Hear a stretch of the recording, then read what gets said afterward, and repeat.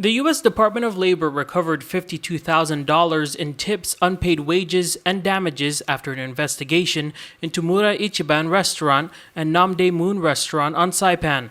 Terrence Trotter is the U.S. Department of Labor's District Director for Pacific Island Communities. Just like there's standards for the food that the customers expect to eat in a restaurant, there's standards for the people that serve the food. And we want to make sure that people get their entitlement to at least their baseline minimum wage, overtime when worked, and they get to retain the tips.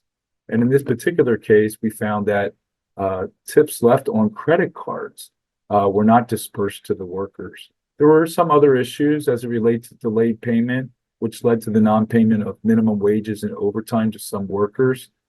But the consistent violation that occurred across both establishments was the retention of tips. The back wages recovered were $12,316 in withheld credit card tips for 10 employees, over $11,000 in unpaid minimum wage for 6 employees, close to $3,000 in unpaid overtime for 6 employees, and over $26,000 in liquidated damages for 13 employees, and $1,500 in civil money penalties. If you are reading this release or you're viewing this program, and you are an employee and the employer is retaining your tips or a portion of your tips, you can contact the U.S. Department of Labor.